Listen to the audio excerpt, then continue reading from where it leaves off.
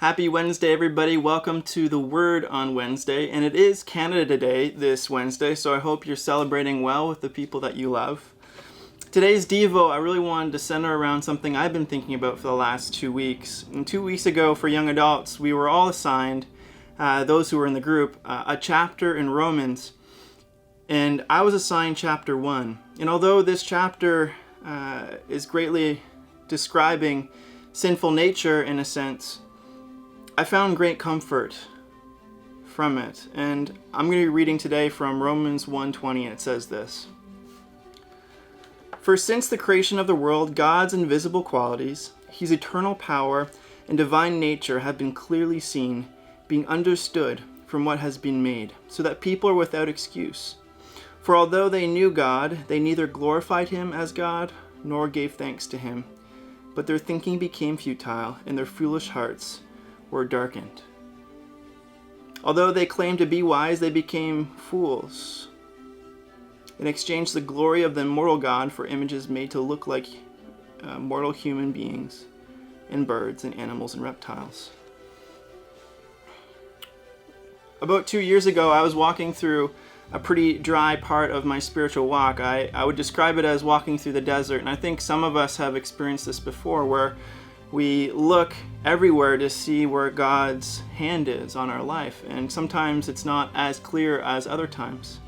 But here Paul is explaining that since the creation of the world, from the very beginning of time, God's invisible qualities, his eternal power and divine nature have been clearly seen, being understood from what has been made. So from simply his creation, you can see the artist through the canvas. You see the perfect plan that God has through the individual structures in all of creation. And it says we are without excuse. And it goes on to explain the hardship of being a human, and that is we love to worship things.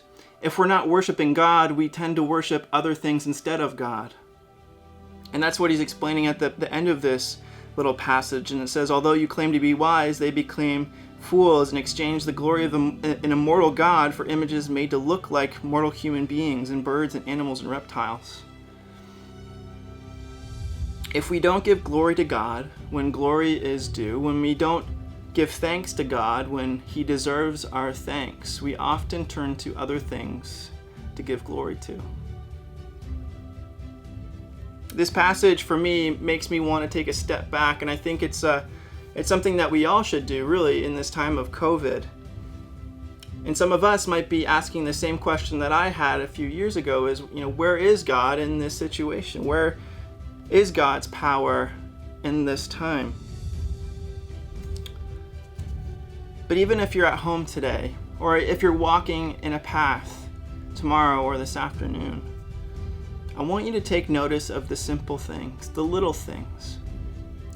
Look at how many blades of grass are on your lawn, or look at the amazing flowers and the structures within that flower to make it bloom and to pollinate to different areas in the forest or path or lawn. Look at the amazing trees and how that tree can form as a home for other wild living. Job 12:7 says, but ask the animals, and they will teach you, or the birds in the sky, and they will tell you, or speak to the earth, and it will teach you, or let the fish in the sea inform you. Which of all these does not know that the hand of God has done this? In his hand is the life of every creature, and the breath of all mankind. Psalm 95 says, in his hand are the depths of the earth, and the mountain peaks belong to him. The sea is his, for he made it, and his hands formed the dry land. The evidence of God's glory, of God's eternal power, is all around us. And I hope we don't forget that in our busy and very distracting lives. We have an opportunity today to truly worship God and find evidences of His amazing glory all around us each day.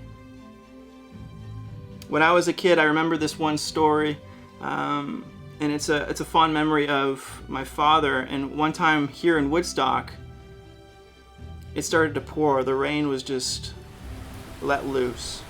And I remember my father, without speaking a word, grabbed 2 lawn chairs and opened the garage door, and the roof almost sounded like it was tin. You could hear every single raindrop and its impact on the garage. And you saw out beyond our driveway just the sheet of rain falling.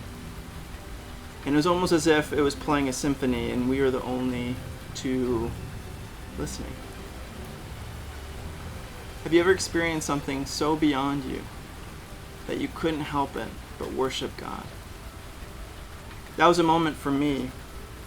And I really wanted just to talk about this today because we need hope in this time of COVID. We need to have a sense of where God is. And what I'm trying to explain today is that He is everywhere we're willing to look. And I hope that you are encouraged by that today. God bless.